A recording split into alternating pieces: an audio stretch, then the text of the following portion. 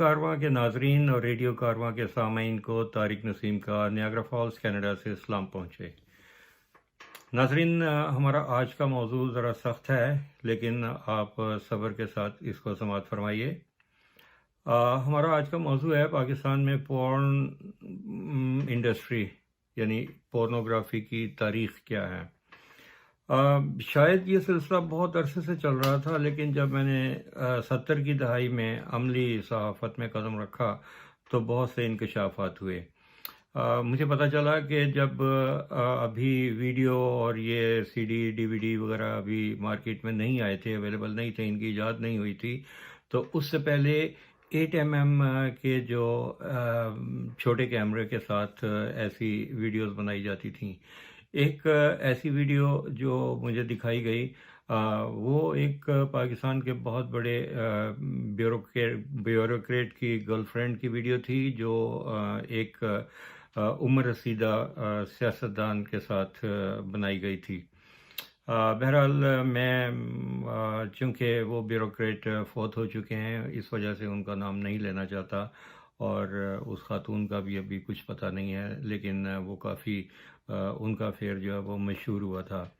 اس کے بعد باقاعدہ طور پر اس کی جو بڑے کیمرے کے ساتھ جو فلم کے کیمرے ہوتے تھے، اس کے ساتھ اس کی فلمیں بنانا شروع کیا گیا۔ تو یہ مصطفیٰ کھر کے ایک بیٹے تھے، ان کی دوستی ہیرا منڈی کی ایک وائف کے ساتھ تھی۔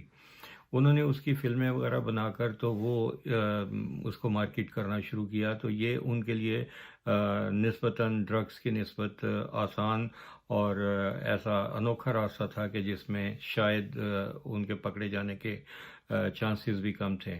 ڈرگز وغیرہ کے بارے میں جو ہے وہ ہم پھر کسی دوسری ویڈیو میں بات کریں گے، لیکن جب یہ سلسلہ دراز ہوا اور ایک موقع پر اس خاتون نے انکار کیا کہ یہ جو بھی ان کے ساتھ وہ ویڈیوز بنانا چاہتے تھے، ایک ایسا وقت آیا کہ اس نے اس قسم کی ویڈیوز سے تھوڑا سا جو اجتناب کیا، تو یہ کھر صاحب یعنی ان کے بیٹے نے اس کے منہ پر تیزاب ڈال دیا اور وہ کافی سے زیادہ جھلس گئیں، اور نتیجہ یہ ہوا کہ جس وقت وہ قریب المرگ ہو گئیں تو مصطفیٰ کھر صاحب کی اس وقت کی بیگم تہمینہ درانی، جو اب شہباز شریف صاحب کی بیگم ہے، انہوں نے اپنے خرچ پر اور دوسری ایسی این جی اوز کے مدد سے اس خاتون کو اٹلی بھجوایا۔ اٹلی میں ان کی پلاسٹک سرجری ہوئی، اور لیکن وہ خاتون بعد میں وہ ٹھیک تو ہو گئیں، لیکن کچھ لوگ کہتے ہیں کہ وہ فوت ہو گئیں، کچھ کہتے ہیں کہ اس نے خودکشی کر لی، اور کچھ کا خیال یہ ہے کہ اسے قتل کروا دیا گیا تاکہ کوئی نشان باقی نہ رہے۔ ناظرین، اس کے علاوہ یہ تو وہ باتیں تھیں کہ جو ابھی خفیہ چل رہی تھیں، لیکن ایک ایسا وقت آیا کہ 60 کی دہائی ختم ہونے کو تھی، اور بڑے پردہ اسکرین پر تماشائیوں کا دل لبھانے کے لیے باقاعدہ طور پر ایسے جسے ہم عرف عام میں ٹوٹے کہا کرتے تھے، وہ سنیماز میں نظر آنے شروع ہو گئے۔ ایک ایکسٹرا گرل ہوتی تھیں عذرا عادل، ان کی ایک فلم بنائی گئی مصطفیٰ ٹنڈ کے ساتھ، اور مصطفیٰ ٹنڈ جو ہیں وہ اس سین میں عذرا عادل کو ریپ کرتے ہوئے دکھائے۔ ظاہر ہے کہ وہ اصلی نہیں تھا، لیکن مقصد صرف یہ تھا کہ وہ ایک پورن کا جو ہے وہ 5 سے 10 منٹ کا جو ہے وہ ٹکڑا وہ دکھا دیا جائے، اور یہ باقاعدہ طور پر سنیماز میں چلا۔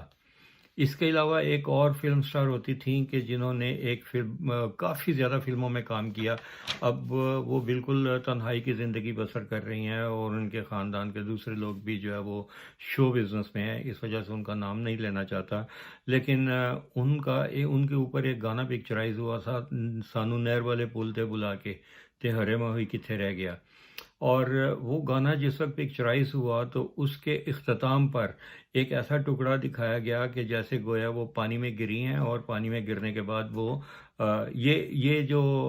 جس سین کی میں بات کر رہا ہوں، یہ اس فلم کے اسکرپٹ میں یا اس کے سین میں شامل نہیں تھا، لیکن یہ علیحدہ سے دوسرے کچھ سنیماز میں دکھایا جا رہا تھا۔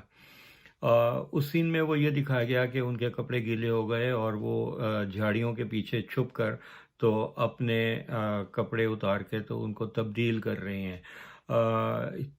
یہ اداکارہ جس قسم کی وہ ایکٹنگ کر رہی تھیں اس میں، ادھر ادھر دیکھتے ہوئے پلکیں جھپکا جھپکا کر کے کوئی مجھے دیکھ تو نہیں رہا، وہ ظاہر ہے کہ وہ ایک فیک جو اس زمانے کا فیک ایکٹنگ ہوتی تھی وہ صاف نظر آ رہی تھی کہ انہیں معلوم ہے کہ ان کی فلم بن رہی ہے.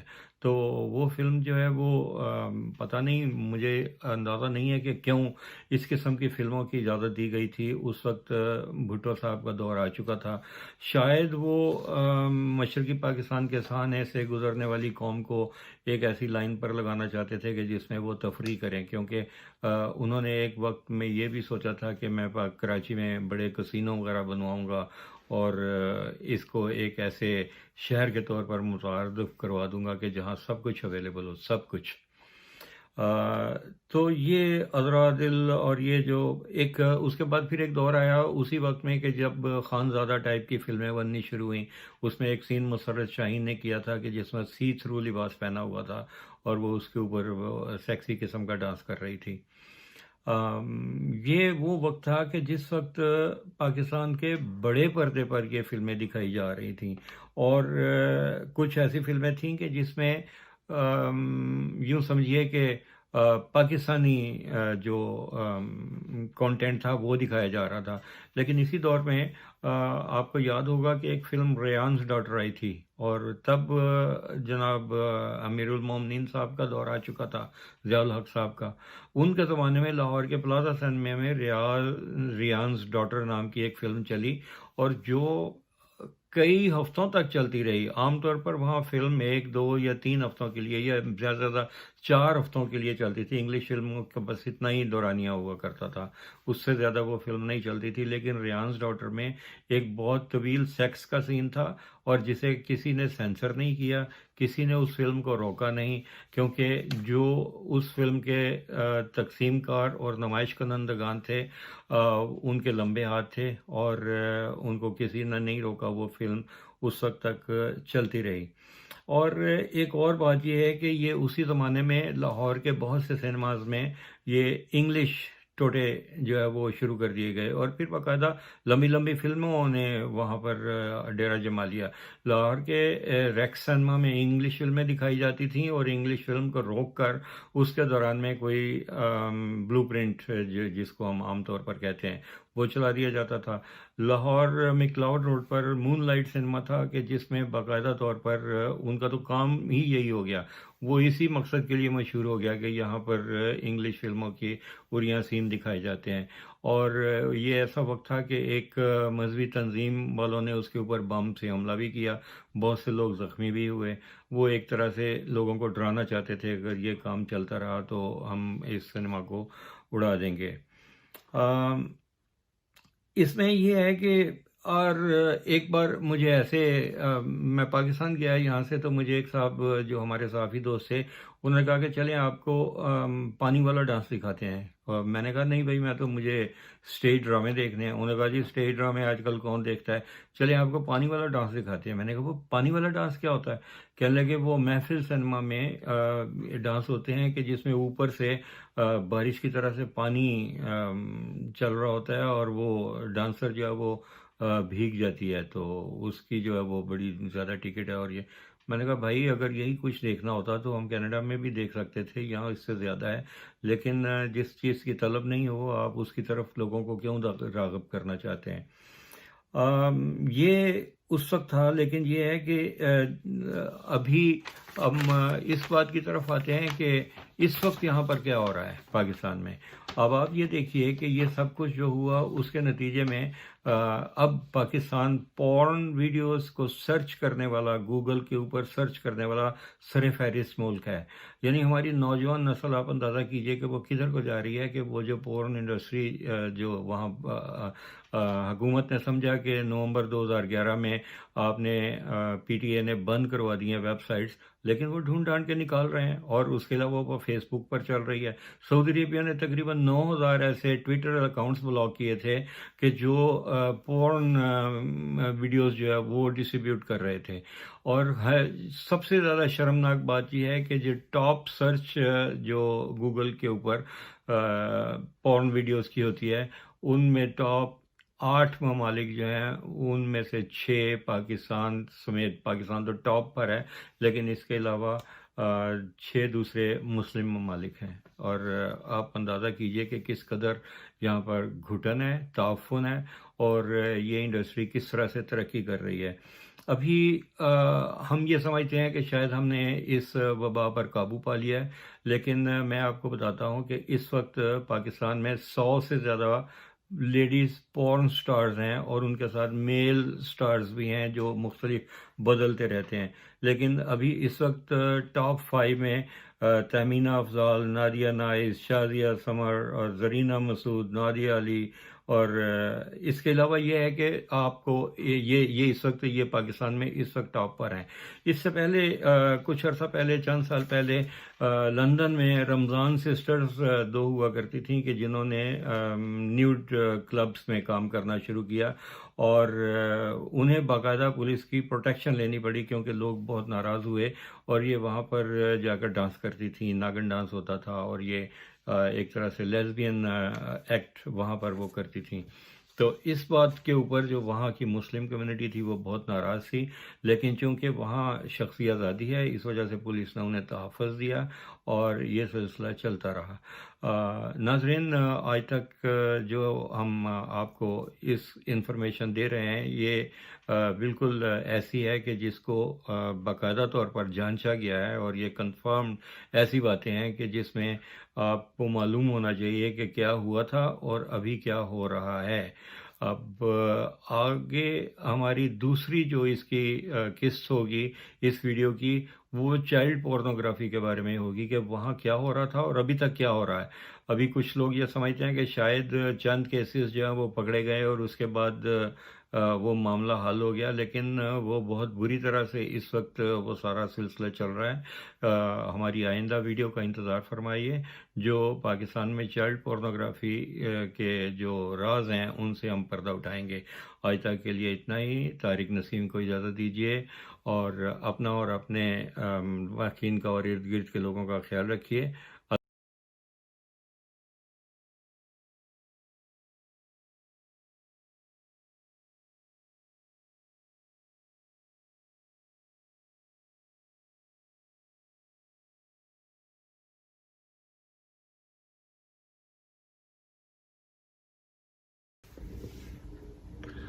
ریڈیو کارواں کے سامعین اور ٹی وی کارواں کے ناظرین کو طارق نسیم کا نیاگرا فالز کینیڈا سے اسلام پہنچے. ناظرین، جیسا کہ آپ جانتے ہیں ہماری گزشتہ ویڈیو میں جو پورنوگرافی پاکستان میں ہوئی اور ہو رہی ہے اس میں اشرافیہ کے کردار پر کچھ روشنی ڈالی گئی تھی. ہمارے کچھ چاہنے والوں نے میسج بھیجا تھا کہ وہ پوچھنا چاہتے تھے کہ آپ نے کسی ایک شعبے کا ذکر کیا جو غلام مصطفیٰ کھر صاحب کے صاحبزادے، انہیں اگر اشرافیہ میں شمار کیا جائے تو وہ تھے، لیکن باقی اور کون لوگ تھے؟ اس میں بہت سے لوگوں کے نام آتے ہیں، لیکن یہ ہے کہ میں آپ کو چند ایسی باتیں بتا سکتا ہوں کہ جن کو میں نے اپنی صحافتی زندگی کے دوران خود جانچا، دیکھا، سنا، اور ان کے بارے میں کچھ تحقیق کی تو مجھے معلوم ہوا کہ اس وقت، اس زمانے میں 70 کی دہائی میں وہاں کیا ہوتا رہا.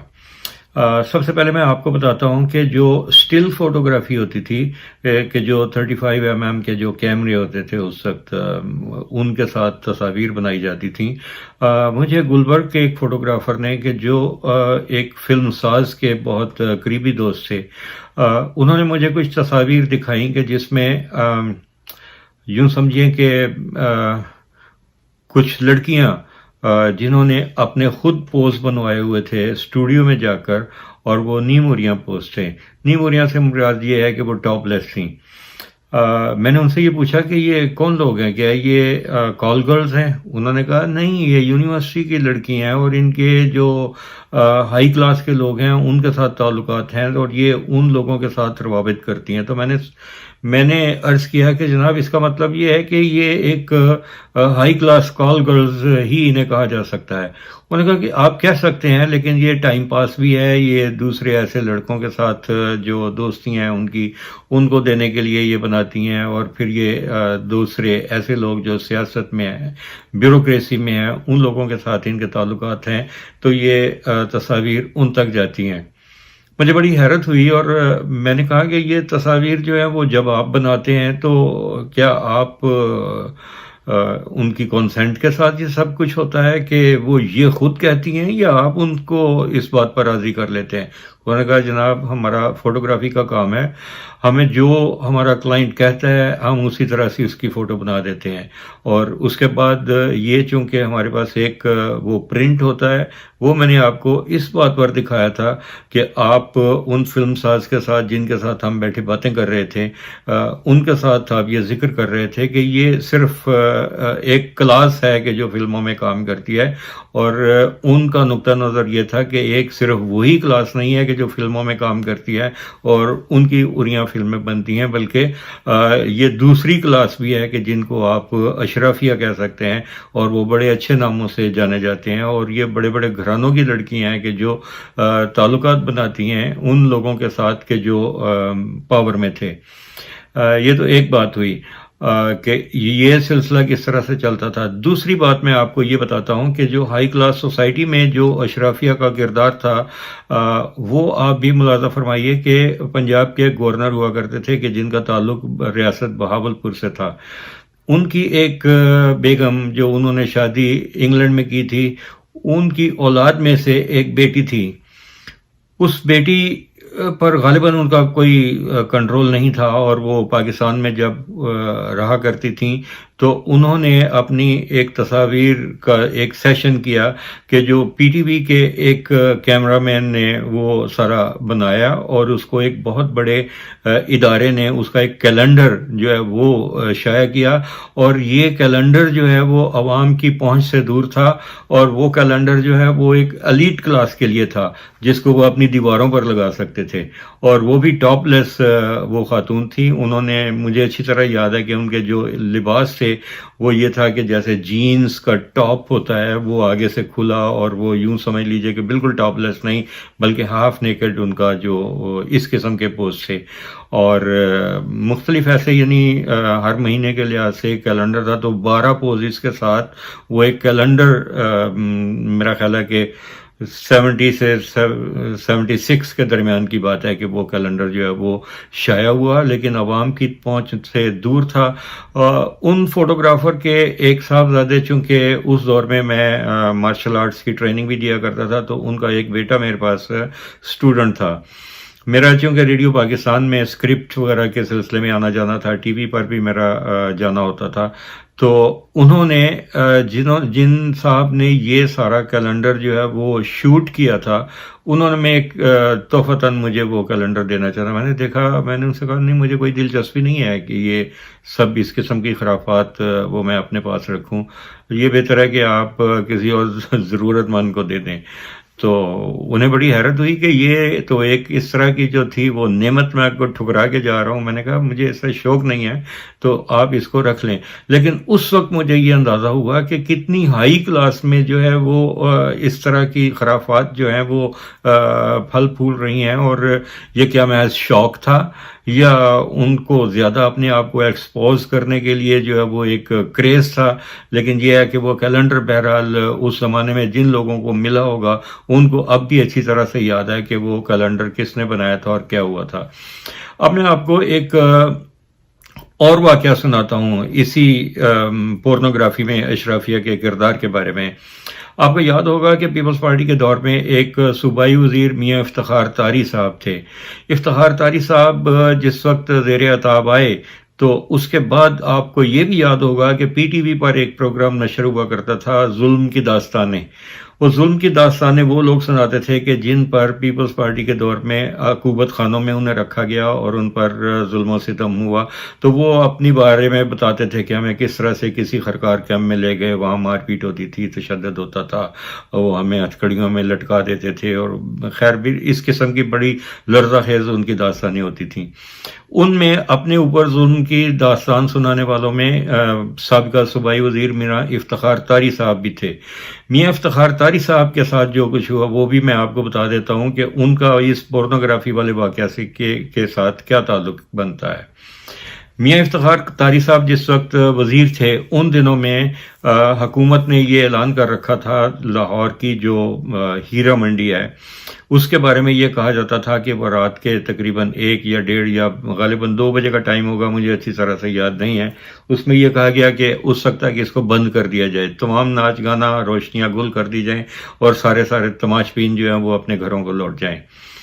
اس کے بعد ایک بار یہ ہوا کہ ایک اتوار کا دن تھا کہ جس روز میں کرائم رپورٹنگ کر رہا تھا، میں تقریباً اپنی ساری خبریں فائل کر کے نوائے وقت میں کام کرتا تھا ان دنوں سٹاف رپورٹر کی حیثیت سے، اور اتوار کے دن کرائمز رپورٹر میرے ذمہ ہوا کرتی تھی۔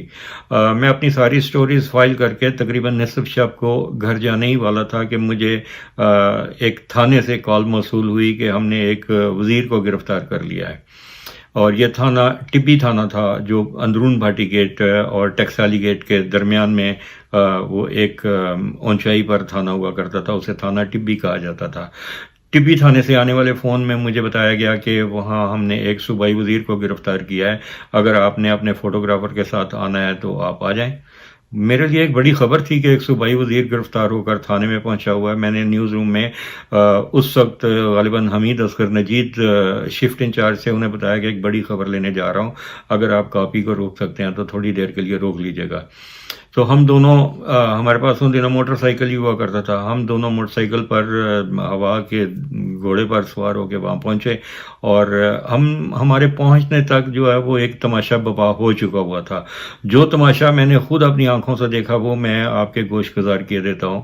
میاں افتخار طاری صاحب کو انہوں نے ایک کونے میں بٹھایا ہوا تھا، وہ گو کے کرسی پر بیٹھے ہوئے تھے، لیکن وہ مسلسل تھانے دار کو گالیاں دے رہے تھے اور اس کو بتا رہے تھے کہ میں وزیر ہوں، تمہیں بہت مہنگا پڑے گا، اور تم یہ کر دوں گا، میں یہ کر دوں گا، وہ کر دوں گا۔ انہیں ہتھ کڑی نہیں لگائی گئی تھی، لیکن انہیں زیر حراست تھے وہ۔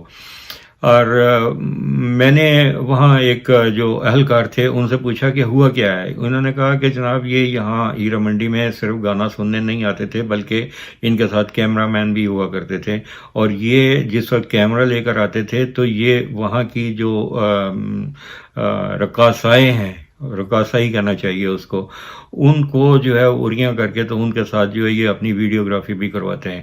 تو ہم نے انہیں پکڑ لیا۔ تو میں نے کہا کہ آپ نے انہیں وہ کیمروں کے ساتھ، انہوں نے کہا جی وہ دیکھو کونے میں ایک فوٹوگرافر بھی بیٹھا ہوا ہے جو ایک باقاعدہ بڑا کیمرہ مووی لے کے آئے تو وہ بنا رہا تھا۔ تو میں نے کہا آپ نے دیکھا ہے کہ اس کے کیمرے میں کیا تھا اور یہ کیا کہتے کہ جی ابھی تو وہ ڈانس وغیرہ شروع ہوا تھا تو ہمیں اطلاع ملی، ہم نے جا کر چھاپا مارا اور ان لوگوں کو پکڑ کے یہاں لے آئے ہیں۔ اسی اثناء میں ابھی ہم یہ باتیں کر رہے تھے کہ اسی اثناء میں میاں صاحب وہاں سے اٹھے اور انہوں نے جو ایس ایچ او تھا اس کو گالیاں دیتے ہوئے، مغلظات سناتے ہوئے جا کر زوردار تھپڑ اس کے منہ پر رسید کیا اور اسے کہا کہ تمہیں پتہ نہیں ہے میں کون ہوں، میں یہ کر دوں گا وہ کر دوں گا۔ اس نے ایس ایچ او نے او دیکھا نہ تو وہ اس وقت خالصتاً پولیس آفیسر بن گیا۔ اس نے کہا کہ ٹھیک ہے میں نے آپ کو پکڑ لیا، ہو سکتا ہے کل میری پیٹی اتر جائے، اور اے پہیجے میری پیٹی۔ اس نے یہ کہہ کر اپنی پتلون میں سے وہ خاکی وردی، اس نے خاکی پتلون اور ملیشیا کی قمیض ہوا کرتی تھی، اس نے اپنی پتلون میں سے وہ پیٹی اتاری، ہاتھ میں پکڑی، اپنے وہ جو ایس ایچ او کے بیجز ان کے کندھوں پر لگے ہوئے ہوتے ہیں اس نے وہ سارے بیج اتار کر میز پر رکھے، اپنی پیٹی کو پکڑا اور افتخار طاری صاحب کی وہ اس جو پولیس والوں کی بیلٹ ہوتی ہے اس کے ساتھ پے در پے انہوں کو مار مار کے، اور ٹھڈے اور وہ جو ان کے ہاتھ میں بیلٹ تھی وہ مار مار کے جو ہے ان کا برا حال کر دیا۔ اور اس نے کہا کہ ہن پتہ لگ گئی وزارت کی ہوندی ہے تے یہ ساری جڑیاں تو ویڈیو بنانا ایک ہی ہوندیاں نے۔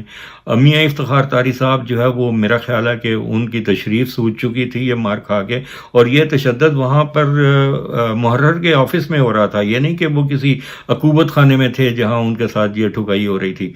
تو میں نے کہا کہ اب یہ اس کا فوٹوگرافر کا کیا کرنا ہے؟ وہ کہنے لگا کہ جی فوٹوگرافر کو تو پکڑ لیا ہم نے، اب یہ تو چپ بیٹھا ہوا ہے اس لیے اب اس کی کوئی نہیں ہے، لیکن میں تو وہ ختم، میری جاب چلی گئی، کیونکہ میں نے اب یہ جو پیٹی اتار دی ہے اور میں نے یہ بیجز بھی اتار دی ہیں، تو میں کل سے ڈیوٹی پر نہیں آؤں گا، انہوں نے جو میرے ساتھ محکمہ کرنا کارروائی کرنی ہے وہ کر لیں، اور اس کے بعد جو ہے وہ میرا کام ختم ہو گیا ہے۔ بہرحال ہم نے واپس جا کر خبر صرف اتنی فائل کی کہ ایک صوبائی وزیر کل رات ہیرا منڈی میں دادے آشتے تھے، وہ گرفتار ہو گئے، اور باقی جو پولیس کی جو وہ مار پیٹ تھی ان دنوں میں، یہ تھوڑا سا جو ہے وہ ایک اخلاقی معیار تھا صحافت کا کہ وہ سارا کچھ نہیں اس میں لکھا جاتا تھا تفصیل کے ساتھ، لیکن یہ میں نے اور میرے فوٹوگرافر نے دیکھا، اور میرے فوٹوگرافر نے اس وقت پوچھا کہ اس کی دھلائی ہوتے ہوئے کی فوٹو بنا لوں، میں نے کہا کہ وہ سارے پولیس والے دیکھ رہے ہیں، وہ شاید یہ پسند نہیں کریں گے، اور وہ تو اتنی مار پیٹ کر رہا ہے، پتہ نہیں اس کی کل محکمانہ کارروائی میں کیا ہوگا، تو آپ اس کو چھوڑ دیں، ابھی اس کی تصویر نہیں بنائیں۔ تو صاحب یہ ہوا۔ تو اشرافیہ کے کردار کے بارے میں جب آپ نے مجھ سے پوچھا تو میں نے آپ کو یہ 3 مثالیں دی ہیں کہ یہ اس لیول کے لوگ اس زمانے میں 70 کی دہائی میں پاکستان میں پورنوگرافی بنانے اور اس کو ڈسٹریبیوٹ کرنے میں ان لوگوں کا کیا کردار ہوا کرتا تھا۔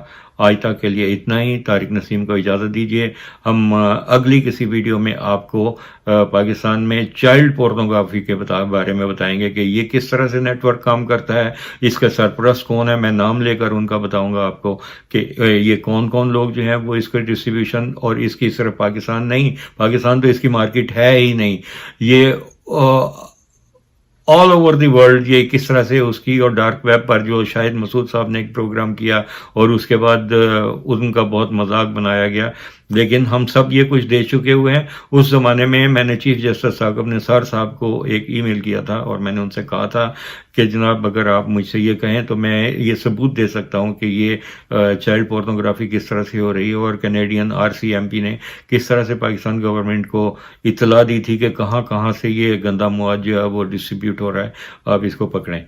تو بہرحال آج طارق نسیم کو اجازت دیجیے، پھر ہم نیکسٹ ویڈیو چائلڈ پورنوگرافی کے بارے میں ہوگی تو اس میں مزید معلومات آپ کے ساتھ شیئر کریں گے۔ ہمارا اور آپ کا اللہ حافظ، اور پاکستان زندہ باد۔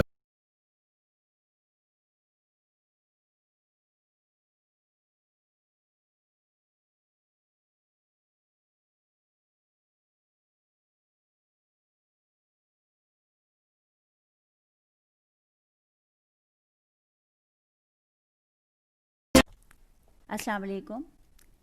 ٹی وی کارواں اور ریڈیو کارواں کے سامعین ناظرین، آپ کو طارق نسیم صاحب اور شیزا خانم کا سلام پہنچے۔ آپ کی ہوسٹ، آپ کی دوست شیزا خانم آپ کے ساتھ حسب وعدہ۔ اور آج کل ہم لوگ ٹی وی کارواں کی ایک کیمپین چل رہی ہے، ہم نے کچھ اپنے پروگرامز کیے ہیں، اسپیشلی طارق صاحب نے کچھ اپنے پروگرامز کیے ہیں جس میں انہوں نے پورنوگرافی کی ہسٹری کے بارے میں بتایا ہے کہ یہ سب کیا ہے اور کہاں سے آ رہا ہے، کیسے ہو رہا ہے، اسپیشلی پاکستان میں، اور پھر پاکستان کے بعد جو پاکستانی خواتین یہاں دوسرے ملکوں میں ہیں، امریکہ، کینیڈا، اور وہ کس طرح سے اس کا شکار ہوئے۔ ٹاپک تھوڑا سا سینسٹیو ہے، لیکن کیونکہ اس پہ بات کرنا بھی بہت ضروری ہے تو ہم لوگ بھی چاہتے ہیں کہ اس کو روکا جائے، اور کیونکہ یہ ایک کینسر ہے اور اس کینسر کو روکنا بہت ضروری ہے۔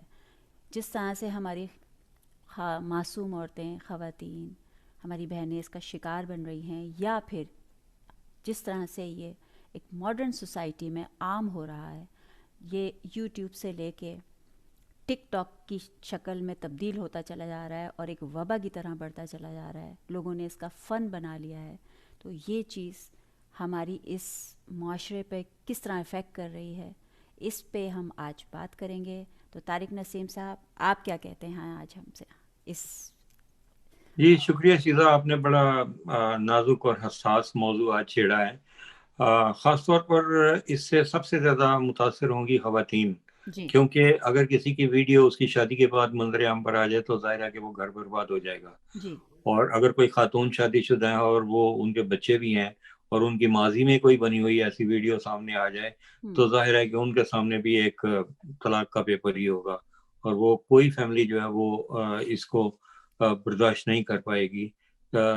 کچھ لوگ وہ ایسے بھی ہوں گے جو سمجھوتا کر لیں گے کہ معافی تلافی ہو گئی, چلیں جی غلطی ہو گئی چھوڑ دیں, لیکن بہت سے لوگ ایسے ہیں کہ جو یہ سارے رویے جو ہے اس کو زندگی کا روپ بنا لیتے ہیں, وہ اس کو پسند نہیں کرتے.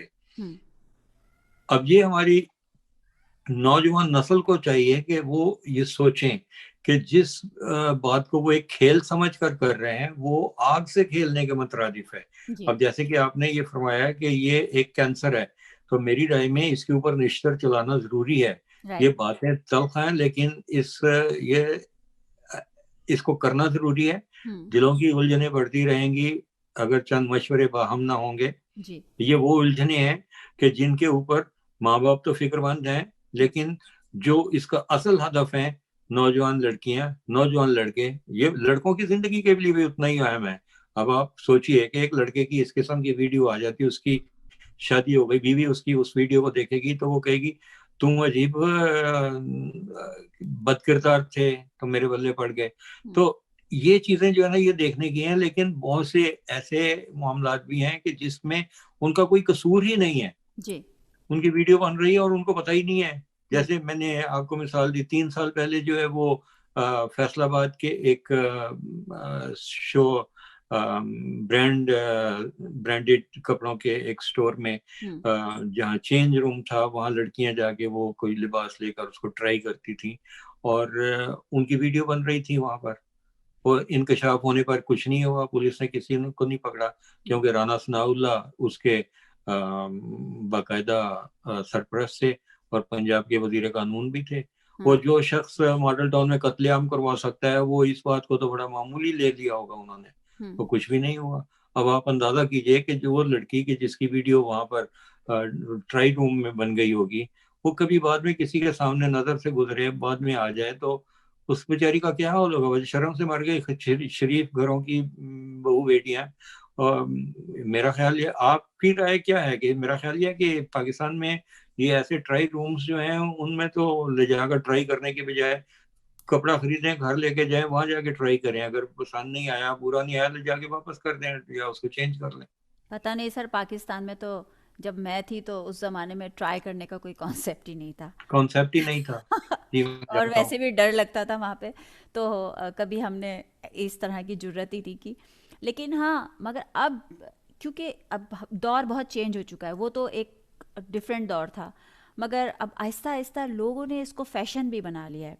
میں آپ سے بات کر رہی ہوں اس آج کے دور کی. وہ تو اس دور میں بغیر بتائے جو کچھ کیا, یا زبردستی کیا گیا, یا ٹریپ کیا گیا, یا برین واش کر کے کیا گیا, وہ ایک الگ چیز تھی.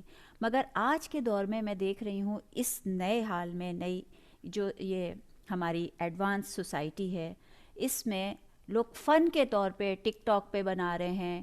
عجیب عجیب سی عورتیں مطلب ہیں, یا لڑکیاں ہیں, یا لڑکے ہیں, وہ عجیب عجیب سی اپنی ویڈیوز بنا کے اپلوڈ کر رہے ہیں. جی تو آپ کو نہیں لگتا اس میں یہ سب وہ کیوں کر رہے ہیں؟ اس سے ان کو یہ فن تو نہیں ہے. مجھے تو لگتا ہے کہ یہ بھی اس کا ریزن یہ تو نہیں ہے کہ کیونکہ اب ہر چیز آن لائن ہونے لگ گئی ہے اور پے بھی ہوتا ہے کافی, ریٹنگ پہ, ویورشپ پہ. تو لوگ اس وجہ سے تو نہیں, ان لوگوں کا رجحان اس طرف جا رہا ہے کہ ہم کوئی ایسی ویڈیو ڈالیں کہ ہماری ریٹ ہائی ہو جائے اور ہمیں پیسے ملنے شروع ہو جائیں, یا ہماری ایڈورٹائزنگ ہو جائے, یا ہماری ایک ویڈیو کلک ہو جائے اور ہم کو پیسے یوٹیوب پے کرنے لگے, یا جو بھی آن لائن پے کیا جا رہا ہے جس طرح سے. What do you think? اسے آپ شہرت نہیں بلکہ سستی شہرت کا نام دے سکتی ہیں, کہ شہرت حاصل کرنے کے لیے انسان کس حد تک گر سکتا ہے. اب آپ اندازہ لگائیے کہ جو لڑکی یا لڑکا اپنے آپ کو بدن اپنا جو ہے وہ اریاں کر کے تو لوگوں کے سامنے ناچنا شروع کر دے گا, یا کچھ اس قسم کی حرکتیں کرے گا کہ جس میں لوگ اس کو دیکھیں اور اس کے بعد اس کی ریٹنگ بڑھے, یا اس کے ویوز بڑھیں, یا اس کو شیئر کریں لوگ زیادہ سے زیادہ, تو اس کے بعد پھر چند ٹکے ملے گے. تو یہ تو پھر وہی 2 ٹکے والی بات ہو گئی کہ آپ کی تو پوزیشن جو ہے, جو کچھ آپ نے کیا ہے وہ وہی بطور قمر صاحب کے بقول 2 ٹکے کی لڑکی وہی ہاں, رہ گئی نا پھر. لیکن میں مطلب اب میں یہ آپ سے مطلب سوال ہے میرا کہ رجحان لوگوں کا جو اس طرف جا رہا ہے، مطلب ایک تو وہ پاکستان میں معصوم لڑکی کوئی ہے یا وہ ٹرائی روم میں گئی، اس کو تو پتہ نہیں ہے اور اس کے ساتھ کیا ہو گیا، تو چلو بالکل وہ تو بزنس کر رہے تھے لوگ، انہوں نے وہ ویڈیو بنائی، بنا کے اس کو سیل کیا اور جو بھی کچھ کیا یا اپلوڈ ٹھیک کیا یا کچھ کیا. لیکن اب لوگ خود کر رہے ہیں، مطلب جو لوگ بیچارے خود کر رہے ہیں ایسا. تو اس کی یہ جو تبدیلی آئی ہے اس طرح سے، لوگوں کے مائنڈ چینج ہوئے ہیں یا لوگ اتنا آگے تک مطلب چلے گئے ہیں ولگیرٹی میں، تو اس کی ریزن کہیں نہ کہیں انٹرنیٹ تو نہیں ہے؟ آپ کو نہیں لگتا کہ یہ جو اپلوڈ کیا جاتا ہے اور اس کی جو ایک دوڑ مچ گئی ہے کہ ہماری اتنی ہائی ریٹنگ ہو جائے گی تو ایسے ہو جائے گا، تو پیسے بھی ملنے لگ جاتے ہیں، 10,000 کے بعد پھر یوٹیوب پے کر رہا ہے یا کہیں اور بھی جو بھی سائٹس ہیں جہاں اپلوڈ کر دو اس طرح کی ویڈیوز، فوراً ہائی ریٹ مطلب ریٹنگ ہو جاتی ہے، لوگ فوراً دیکھنے لگتے ہیں، کلکس لگ جاتے ہیں، چیز پھیلنے لگ جاتی ہے. تو اس سے آپ کو نہیں لگتا کہ یہ ریزن بھی ہو سکتا ہے اتنی ولگیرٹی کو اتنا عام کرنے میں؟ شیزا جی، بات ایک اس سے بھی آگے کی ہے کہ یہ صرف یہ کہ سسی شہرت تک ہی محدود نہیں ہے، بلکہ جو لڑکیاں اس میں زیادہ سٹار بن جاتی ہیں، ٹک ٹاک سٹار بن جاتی ہیں، اس کے بعد وہ اپنی مارکیٹنگ بھی کر رہی ہیں اس کے ساتھ ہی. Right right. پاکستان میں دیکھیے کہ یہ وہی لڑکیاں ہیں کہ جو کبھی کسی کے جہاز میں مبشر لقمان کے جہاز میں بیٹھی ہوئی بھی نظر آئی تھیں، فیاض الحسن چوہان کے کمرے میں بھی نظر آئی تھیں، پھر وزارت خارجہ کے کمرے میں جا کر، دفتر میں جا کے جہاں بریفنگ کی جاتی ہے وہاں بھی انہوں نے جا کر اپنی ٹک ٹاک ویڈیوز بنائی ہوئی تھیں. یہ کیسے پہنچ جاتی ہیں؟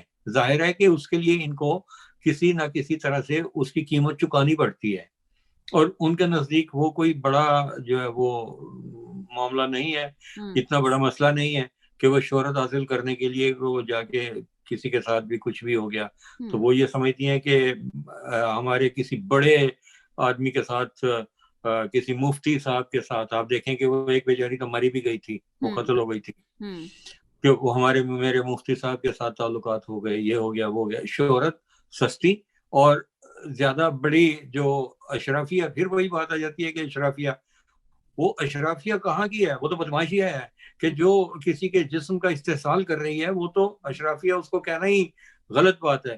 وہ ان کا فائدہ اٹھا رہے ہیں، یہ ان کا فائدہ اٹھا رہے ہیں. تو یہ ایک طرح سے انجمن امداد باہمی ہے، ایک دوسرے کے ساتھ ایک دوسرے کی ہیلپ کر رہے ہیں. اس کو شہرت چاہیے، اس کو جو ہے وہ کسی کے ساتھ ناجائز تعلقات بڑھانا ہے. تو یہ سلسلہ جو چل رہا ہے، اس میں ایک تو یہ ہے کہ جیسے کہ آپ نے فرمایا کہ ایک طرف تو یہ ہو رہا ہے کہ اس لحاظ سے وہ مارکیٹنگ ہو رہی ہے، لیکن بطور فن جو لڑکیاں کر رہی ہیں کہ اپنے اس قسم کے جو غیر اخلاقی قسم کے لباس پہن کر وہ اپنی ٹک ٹاک ویڈیوز بنا رہی ہیں، مانا کہ ان کا کسی کے ساتھ کوئی تعلق نہیں ہوگا، یہ مانا کہ ان کا کوئی اور ایجنڈا نہیں ہے، لیکن آپ یہ دیکھیں کہ آپ اپنے جسم کی نمائش، اس قسم کی نمائش کر کے اس سے کیا حاصل کرنا چاہ رہی ہیں کہ چند لوگوں کی واہ واہ، چند لائکس اور اس کے اوپر گندے مندے کمنٹس، اور اس میں آپ یہ سمجھ گئے ہیں کہ آپ کی شہرت ہو گئی. شہرت حاصل کرنی ہے تو آپ کسی سائنس اور ٹیکنالوجی میں جائیں اور کچھ کر کے دکھائیں، آپ کوئی ایتھلیٹ بنیں، آپ وہاں پر کچھ کر کے دکھائیں. آپ باکسنگ، کراٹے، جوڈو، یہ بہت سی بچیاں ہیں جنہوں نے بڑے بڑے میڈل لیے ہیں ان سارے میدانوں میں، اور ہماری ایسی لڑکیاں بھی ہیں. وہ ابھی میں ایک پاکستانی لائر کی بارے میں پڑھ رہا تھا جو امریکہ میں ہے، وہ بھی اس حد تک پہنچ گئی ہیں کہ وہ ٹرمپ کے لیے کام کرنے والی، جو اس کو سو کرنے والی ٹیم میں وہ شامل تھیں. انہوں نے کہا کہ یہی ہے جو اتنی قابل بیرسٹر ہے یہاں پر. تو یہ اپنی شہرت کو دوام بخشنے کے لیے آپ ان میدانوں کا انتخاب کیوں نہیں کرتی؟ تو یہ کیا سر ہوا کہ آپ نے بات ایک سر سستا سا کام پکڑ لیا سر اور بات یہ وہی آ گئی، بات وہی آ گئی کہ ایسا نہیں ہے کہ ہمارے بچے یا ہمارے دوست جتنے بھی ہمارے ملک کے لوگ ہیں وہ ڈاکٹر، انجینئر یا سائنٹسٹ نہیں بننا چاہتے یا کچھ اچھے کام نہیں کرنا چاہتے. پازیٹیوٹی بھی ہے، بہت کچھ ہے، لیکن مجھے لگتا ہے کہ سوشل میڈیا سے جہاں بہت سے فائدے ہوئے ہیں وہاں یہ نقصان بھی ہوا ہے کہ ہر کوئی جب اس ریس میں لگ گیا ہے، اب کوئی بھی اس ریس میں آ گیا ہے، کوئی بھی کچھ بھی ڈال رہا ہے، اور ظاہر ہے سوشل میڈیا پہ ہر چیز پاپ اپ ہو جاتی ہے، آگے بڑھ جاتی ہے، اور وہ پے بھی کر رہا ہے اس کا. تو آپ کو نہیں لگتا کہ پھر پھر لوگ جو ہیں اس کا غلط استعمال کرنا شروع کر دیا ہے لوگوں نے، اور ولگیرٹی بھی آگے بڑھ رہی ہے. ایک طرف اس کی نیگیٹو اس کا فیس بھی ہمیں نظر آ رہا ہے سوشل میڈیا کا، کہ لوگ اس طرح سے کہاں چلے جاتے ہیں. پہلے برائی ہوتی تھی، وہ برائی اپنے ہی آس پاس تک نظر آتی تھی، اب وہ برائی کہاں تک چلی جاتی ہے، ساری دنیا میں پھیل رہی ہے. ساری دنیا میں پھیل جاتی ہے. اور پھر لوگ اس کو انجوائے کر رہے ہیں، مزے کر رہے ہیں، اور پھر صرف انجوائے مزے نہیں کر رہے، کچھ لوگ پھر وہ اڈاپٹ بھی کر لیتے ہیں. ظاہر ہے وہ برائی ہی نہیں رہتی جب وہ پھیل جاتی ہے. کوئی چیز عام ہو جاتی ہے تو پھر وہ تو پھر اچھا برا نہیں رہتا نا. وہ فیم ہو گیا تو بس فیم ہو گیا، چل پڑا بھائی، چل پڑا. تو آپ کو نہیں لگتا کہ یہ سوشل میڈیا یا انٹرنیٹ کے یہ نیگیٹو ہمیں نظر آئے ہیں پرابلمس کے، ہم کس طرف جا رہے ہیں؟ دیکھیں، انٹرنیٹ کے کچھ مثبت پوائنٹ ہیں اور کچھ منفی بھی ہیں. منفی پوائنٹس یہی ہیں کہ جن کی آپ ذکر کر رہی ہیں. مثبت پوائنٹ یہ ہے کہ آپ اس وقت اوپر جا کر ریسرچ کر سکتے ہیں، آپ اچھی کتابیں پڑھ سکتے ہیں.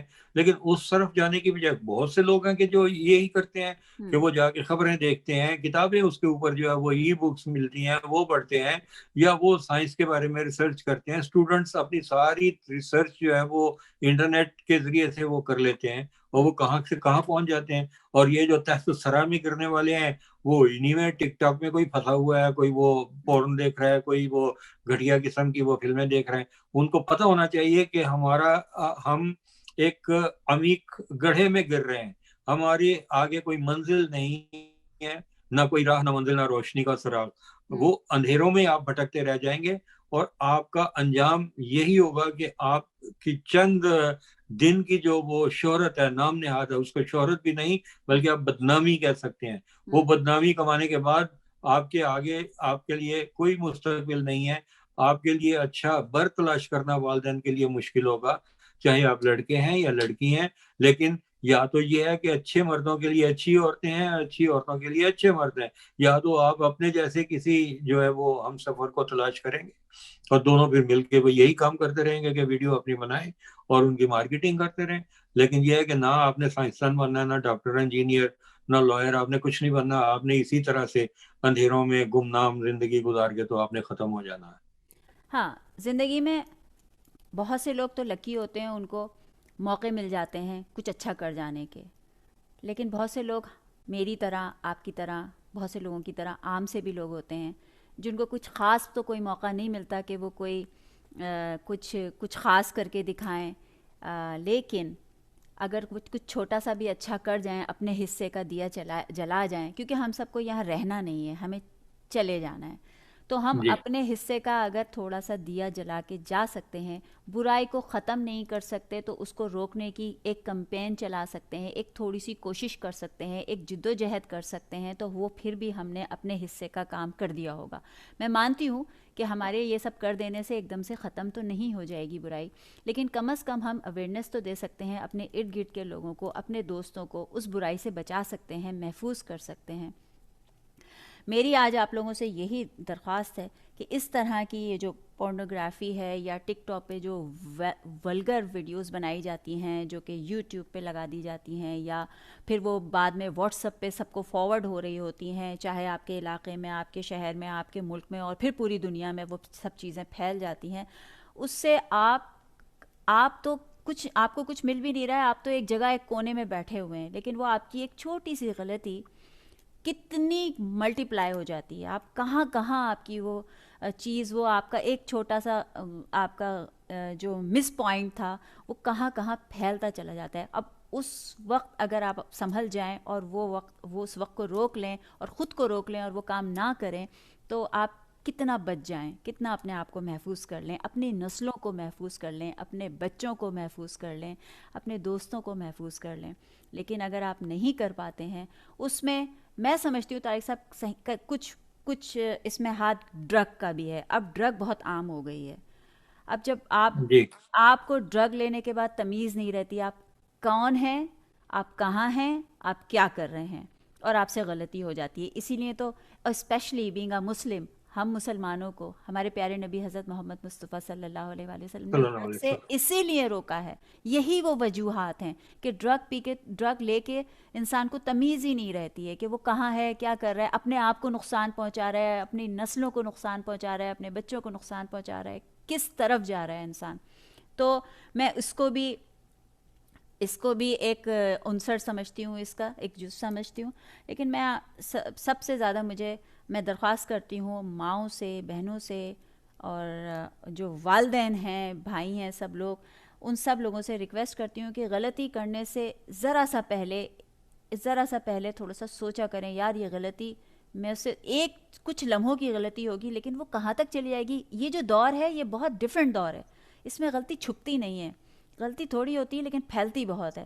تو ذرا سا تحمل سے کام لیں اور اپنے آپ کو بچائیں، اپنے قدم روکیں، خود کو کنٹرول کریں، اور ایسی چیزیں نہ کریں جو آپ چلے جائیں گے اور آپ کے جانے کے بعد بھی آپ کے گناہوں کا کارخانہ کھلا رکھے گی، اسپریڈ ہوتی رہے گی.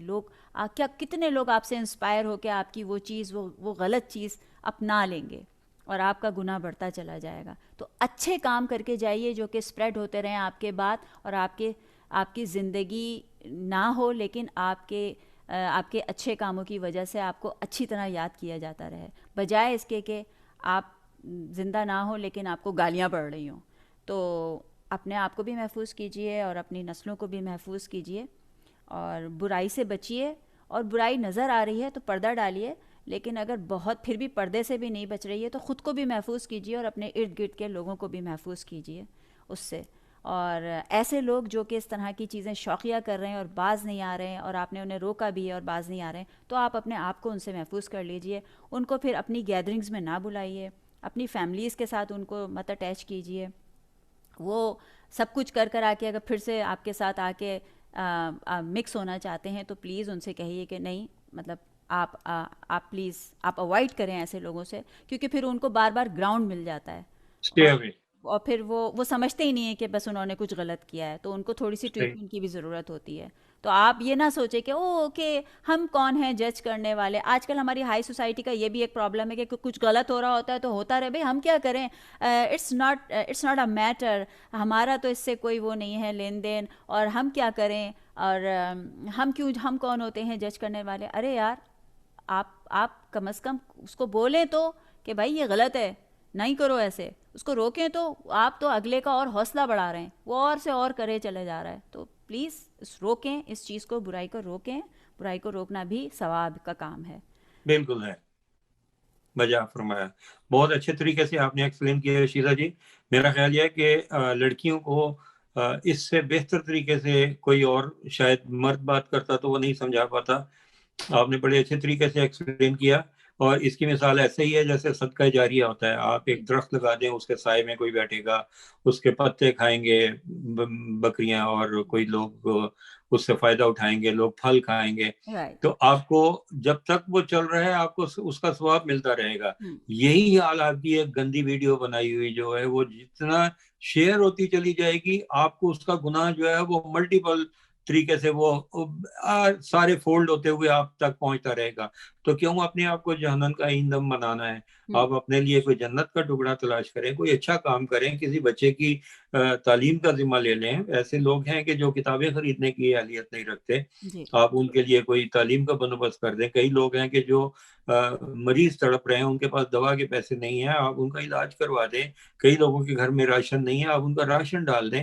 کوئی ایسا نیکی کا کام کر کے دیکھیں کہ آپ کو یہ جو گند اچھالنے سے زیادہ ذہنی تسکین ملے گی. آپ کو وہ خوشی میں ایسے آپ سرشار ہو جائیں گے کہ آپ کو اس کا نشہ اترنے کا نام نہیں لیتا کہ میں نے بہت اچھا کام کیا. آپ کسی پرندے کو کھانا کھلا دیں، کسی بلی کو جو اسٹرے کیٹ ہے آپ اس کو تھوڑی سی جو روٹی دے دیں یا اس کو کیٹ فوڈ دے دیں. دیکھیں کہ وہ آپ کو کتنا ممنون ہو کر دیکھتی ہے، پیار سے آپ کے جو وہ آ کے قدم چومتی ہے. تو یہ سلسلہ جو ہے یہ اس طرح سے جو نا آگے بڑھتا چلا جاتا ہے مختلف فولڈز میں. آپ نے بہت اچھا ایکسپلین کیا. اللہ تعالیٰ آپ کو بھی جزائے خیر دے، اور امید ہے کہ آپ کی بات، وہ کہتے ہیں تیری آواز مکہ مدینے، تیری آواز مکہ مدینے، کہ جو اللہ تعالیٰ اس کو قبول فرمائے. اس یہ بھی ایک آپ نے نہیں، اور نیکی کا ایک کام وہ بھی تو کیا. ہے نا، انداز بیاں گرچہ کچھ شوق نہیں ہے، انداز بیاں شاید کہ تیرے گرچہ دل میں اتر جائے میری بات. شاید کہ تیرے دل میں اتر جائے میری بات. تو ہمارے پروگرام کا ٹائم ختم ہو رہا ہے. اس ٹاپک پہ تو ہم گھنٹوں بات کر سکتے ہیں، لیکن اب ٹائم ختم ہو رہا ہے تو بس بات ختم کرتے ہوئے اتنی سی بات کہوں گی کہ بینگ اے وومن میں ایسا کہوں گی، میں نے بھی بہت جابس کی ہیں، بہت باہر نکلی ہوں اور بہت کچھ دیکھا ہے. تو میری بلکہ دوستیں کہتی ہیں کہ تم اسٹریٹ اسمارٹ ہو. تو ظاہر ہے باہر نکلتے ہیں تو بہت کچھ سیکھتے ہیں. تو میں نے یہی سیکھا کہ چوائس میری اپنی ہے اگر مجھے کدھر جانا ہے، مگر جو غلط راستہ ہے وہ ایک آپشن تو ہے، مگر وہ آپشن ہے جب تم کچھ بھی نہیں کر سکتے. تو ایک ٹھیک ہے. عورت اگر ولگر ہو جاتی ہے اور اپنی ولگیرٹی سے وہ چیزیں حاصل کرنا چاہتی ہے جو اس کو نارمل طریقے سے نہیں مل رہی، تو اس کی ریزن یہ ہے کہ اس کے اندر وہ صلاحیت ہی نہیں ہے کہ وہ نارمل طریقے سے اپنی ایجوکیشن سے، اپنی وزڈم سے، اپنی ذہانت سے، اپنے ایٹیٹیوڈ سے وہ چیزوں کو اس کامیابی کو یا اس فیم کو حاصل کر سکے. تو اگر آپ باصلاحیت ہیں، آپ میں سوچنے سمجھنے کی صلاحیت ہے، آپ پڑھ سکتے ہیں، لکھ سکتے ہیں، ایجوکیشن میں آگے جا سکتے ہیں، کچھ بھی بن سکتے ہیں. اتنے سارے ہمارے ماشاءاللہ ہماری خواتین کہیں پیچھے نہیں ہیں. پالیٹکس سے لے کے پائلٹ سے لے کے ڈاکٹر، کتنے ڈاکٹرز ہیں، اسپیشلی یہاں آپ اوورسیز دیکھیں کتنی خواتین ہیں جو ڈاکٹرز ہیں ماشاءاللہ، اور ایک سے ایک اسپیشلسٹ ہیں ہماری خواتین. آخر وہ بھی تو ہیں، انہوں نے تو وہ سب نہ کیا، ان کو وہ شارٹ کٹ کی ضرورت نہیں تھی، انہوں نے محنت کی اور اپنا نام کمایا اور بہت کمایا. تو جو عورتیں اس غلط راستے پہ چلی جاتی ہیں وہ یہ نہ سمجھیں کہ وہ کامیاب ہوئی ہیں، بلکہ وہ نہایت ہی ناکام ہیں. ان کے اندر سوچنے سمجھنے کی بھی صلاحیت نہیں ہے، ان کے پاس ایجوکیشن بھی نہیں ہے، ان کے پاس عقل بھی نہیں ہے، جس کی وجہ سے ان کو یہ راستے چوز کرنے پڑ رہے ہیں، گھٹیا قسم کے. گھٹیا قسم کے. تو یہ چیف وے جو ہے اپنے آپ کو فیم بنانے کا، it's a really wrong way. تو پلیز اپنے آپ کو اس چیز سے بچائیے. اپنے آپ کو، آپ کا کوئی اگر برین واش کر رہا ہے تو آپ الرٹ ہو جائیں، واپس آئیں، بیک اپنے آپ کو کریں، بیک آف ہو جائیں. بالکل. بیک آف ہو جائیں، روکیں خود کو اور یہ سوچیں کہ ہمیں اس سوسائٹی میں ایک اچھی ایگزامپل بننا ہے ہمیشہ انشاءاللہ. تو اس کے ساتھ ہی طارق صاحب آج تو زیادہ میں بولی، آپ کم بولے.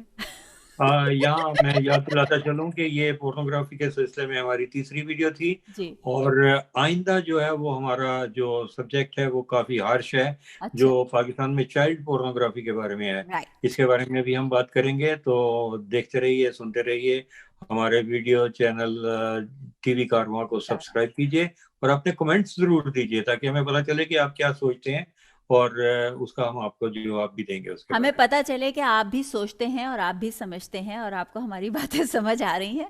اگر آپ کو ہماری باتیں سمجھ آ رہی ہیں اور آپ سوچتے بھی ہیں اور آپ سمجھتے بھی ہیں تو پلیز اپنے کامنٹ ضرور دیجیے ہمارے اس ٹاپک پہ. اپنی رائے سے ہمیں ضرور آگاہ کیجیے اور اپنا بہت خیال رکھیے، اسپیشلی کرونا سے. ماسک ضرور پہنیے. میں نے نہیں پہنا ہوا ہے لیکن یہاں پہ کوئی ہے نہیں اس لیے نہیں پہنا ہوا، طارق صاحب نے بھی نہیں پہنا ہوا ہے. میں اور طارق صاحب پھر آئیں گے آپ کے پاس اپنا نیکسٹ ٹاپک لے کے. جیسے طارق صاحب نے کہا، اپنا خیال رکھیے. اللہ حافظ. اللہ حافظ. پاکستان زندہ باد. زندہ باد.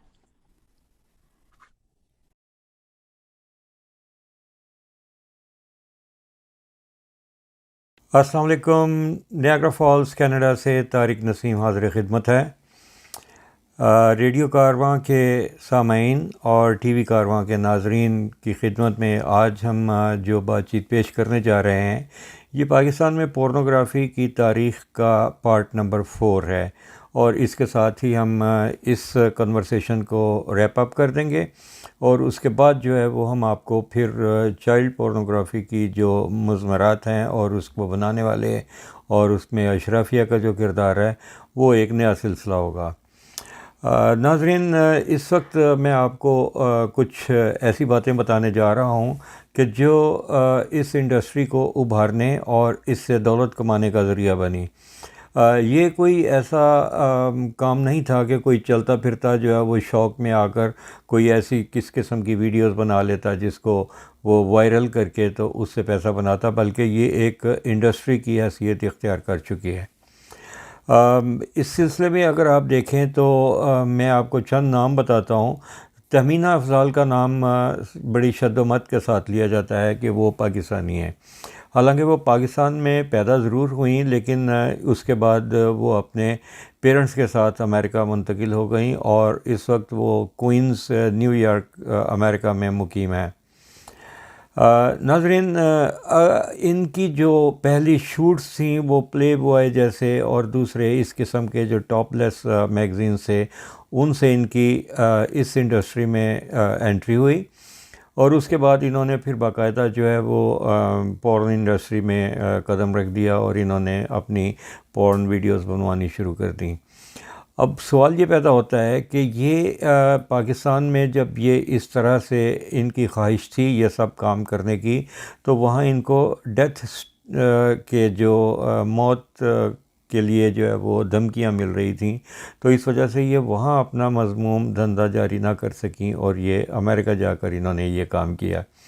اسی طرح سے زرینہ مسعود ایک خاتون ہیں، اب وہ تو جس وقت لڑکی تھیں، اب وہ خاتون انہیں کہنا زیادہ مناسب ہوگا، یہ اعلیٰ تعلیم کے لیے برطانیہ گئی تھیں اور پھر اپنے پیرنٹس کے ساتھ وہیں سیٹل ہو گئیں، اور وہاں سے انہوں نے انگلینڈ سے اس انڈسٹری میں قدم رکھ دیا، اور باقاعدہ ابھی بھی وہ پاکستانی کی حیثیت سے جانی جاتی ہیں، حالانکہ اب انہیں برٹش کہنا چاہیے تھا۔ جیسے میں نے آپ کو ایک پہلی ویڈیو میں بتایا تھا کہ وہاں رمضان سسٹرز ایک نیوڈ کلب میں کام کرتی تھیں، اور وہاں پر وہ لیزبین کے جو کردار ادا کر کے اس میں پیسہ بناتی تھیں، اور اس کے بارے میں ان کو وہ پولیس نے وہاں تحفظ دے رکھا تھا کیونکہ پاکستانی کمیونٹی ان سے بہت ناراض تھی، اور اس قسم کے نیکڈ جو شارٹس لینے اور وہاں پر لائیو مظاہرہ کرنے میں مسلم کمیونٹی کی بدنامی ہو رہی تھی۔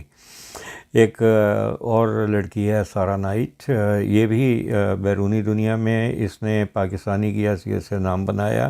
ایک نادیہ نائس ہیں، نادیہ نائس سہاری ان کا نام ہے پورا، وہ شکاگو میں مقیم امریکہ میں ہیں، اور ان کی ماں پاکستانی اور باپ سعودی ہے، اور یہ پاکستانی سعودی مکس ہونے کے باوجود جو ہے وہ پورن انڈسٹری میں ہے۔ اس کے علاوہ پاکستان میں ہی موجود ایک لڑکی نادیہ علی ہے جو اس قسم کے شارٹس اور شارٹ اپنی موویز جو ہیں وہ بنواتی ہیں۔ پھر ایک شازیہ ہیں، یہ وہ لڑکیاں ہیں کہ جو چوری چھپے اپنی پورن ویڈیوز بنواتی ہیں، اور ان کی سرپرستی ایسے لوگ کرتے ہیں کہ جو پاور میں ہیں اور ان کو کوئی ہاتھ نہیں لگا سکتا۔ پھر آپ اداکارہ میرا کو دیکھ لیجئے، میرا نے کیا کیا کہ اس نے اپنی کچھ ہوٹلز میں اپنی ویڈیوز بنائیں، اور وہ کیپٹن نوید کے ساتھ تھیں، ان کو پھر اس نے جان بوجھ کر سستی شہرت کے لیے لیک کیا۔ ایک ویڈیو اس نے دبئی میں بنوائی، اس ویڈیو کو بھی اس نے لیک کیا۔ ایک ویڈیو اس نے ڈھاکہ بنگلہ دیش میں بنوائی، وہ ویڈیو بھی اس نے خود سے لیک کی۔ اب یہ آپ نہیں کہہ سکتے کہ وہ ماسک ویڈیوز تھیں اور کمپیوٹر کے ذریعے سے کسی کا چہرہ کسی دوسرے کے بدن پر لگوا کے، کیونکہ جو اس میں ان کی آوازیں بھی تھیں جو صاف پہچانی جا سکتی تھیں، اور جس طرح سے وہ کیمرے کی طرف دیکھ کر وہ ان ویڈیوز کو شوٹ کروا رہی تھیں، وہ بھی پہچانا جا رہا تھا کہ یہ ان کا کیا ارادہ ہے اور یہ کیا کر رہی ہیں، اور یہ بھی معلوم ہو رہا تھا کہ یہ اپنی ویڈیو خود بنا رہی ہیں۔ ایک اور خاتون تھیں جو پہلے دنیا ٹی وی میں آیا کرتی تھیں، اس کے بعد وہ انڈیا جا کر انہوں نے کچھ اپنے فوٹو شوٹس کروائے جو بڑے قابل اعتراض تھے۔ اس میں انہوں نے اپنے ایک بازو کے اوپر ISI بھی لکھوایا ہوا تھا، لیکن جس وقت وہ بعد میں پاکستان آئیں تو وہ اس تجربے سے کچھ زیادہ تو نہیں کما سکیں، لیکن ان کی بدنامی بہت ہوئی، تو ان کی اصل کمائی جو ہے وہ بدنامی ہی تھی۔ اور بعد میں اس خاتون نے طارق جمیل صاحب کی خدمت میں حاضر ہو کر اپنے گناہوں کا اعتراف کیا، اور انہوں نے عمرہ وغیرہ بھی کیا، اور بہرحال انہوں نے شرافت کی زندگی اختیار کر لی، اس وجہ سے ہم ان کا نام نہیں لینا چاہتے۔ ناظرین، یہ تمام جو گند ہے یہ پاکستان کے نام پر پورن انڈسٹری میں جو اچھل رہا ہے، اس کے بارے میں ہم صرف اتنا ہی کہیں گے کہ یہ کسی بے بس بے کس کا کام نہیں ہوتا. اس کے لیے باقاعدہ بڑے مضبوط ہاتھوں کی ضرورت ہوتی ہے جو ان کے بزنس کو سہارا دے کر رکھیں. اور یہ جو گندا دھندا ہے، وہ کہتے ہیں کہ گندا ہے پر دھندا ہے. یہ وہ دھندا ہے کہ جس میں ہماری اشرافیہ جو ہے وہ اس کی سرپرستی کرتی ہے. اشرافیہ کو بدماشیہ کہنا اس لیے زیادہ مناسب ہوگا. یہ لفظ ویسے ڈاکٹر شاہد مسعود صاحب نے ایجاد کیا تھا اور اب بھی وہ استعمال کرتے ہیں. میرا خیال ہے کہ یہ زیادہ مناسب ہے اس ایسے لوگوں کو کہ جو اس سے پہلے بڑے ایک باقاعدہ جو بازار حسن ہوتا تھا اس میں جو دلال ہوتے تھے وہ بھی اپنے آپ کو بڑا شریف کہتے تھے، اور ان کا یہ کہنا تھا کہ ہم یہ بزنس جو کر رہے ہیں یہ اپنی بہوؤں کو تو وہ بڑا چھپا کر رکھتے تھے، لیکن اپنی بہنوں اور بیٹیوں سے وہ دھندا کرواتے تھے. تو اب اگر یہ اشرافیہ جو ہے ایسی لڑکیوں کو سامنے لا کر ان کی ویڈیوز بنا کر مارکیٹ میں لا کر وہ یہ سمجھتے ہیں کہ وہ اس بازار حسن کے دلال سے زیادہ بہتر ان کا سٹیٹس ہے، تو یہ کہنا غلط ہوگا، کیونکہ ان کا بھی وہی معیار ہے کہ جو وہ لوگ تھے جو دھندا کر رہے تھے، ان کا بھی وہی دھندا ہے.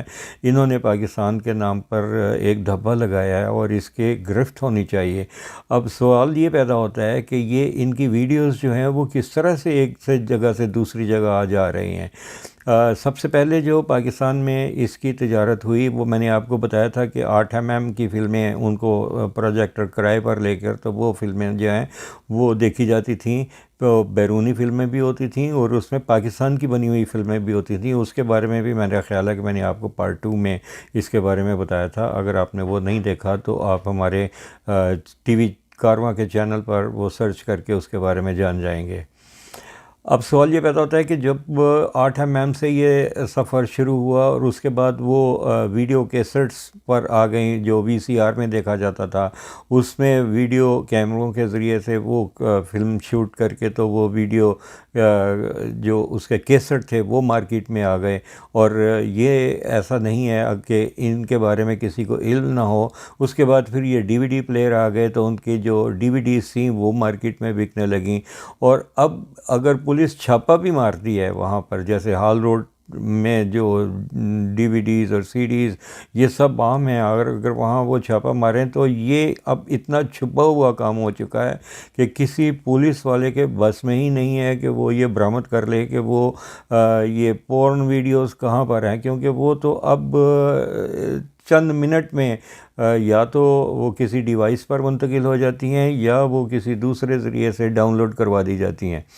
تو اب یہ اس کے بارے میں FIA کو یہ چاہیے، ان کا جو سائبر کرائم ونگز ہے ان کا یہ فرض بنتا ہے کہ وہ ایسی جو پورن ویڈیوز کی جو آمد و رفت ہے وہ کہاں سے آ رہی ہیں، کدھر جا رہی ہیں، اس کے بارے میں اگر وہ ان کے پاس کوئی ایسا ذریعہ نہیں ہے کہ وہ اس بات کا سراغ لگائیں کہ اس ساری ٹریفک کو روک سکیں، تو انہیں چاہیے کہ جو سعودی عربیہ نے کیا ہے کہ وہ کس طرح سے اس ٹریفک کو روکتے تھے ان سے کوئی معلومات لے لیں. اور اب تو بلکہ ہمارے جو IT کے بڑے ماہرین ہیں وہ ان کی ہیلپ لے کہ وہ FIA کو بتائیں کہ اس دھندے کو کیسا روکا جاتا ہے.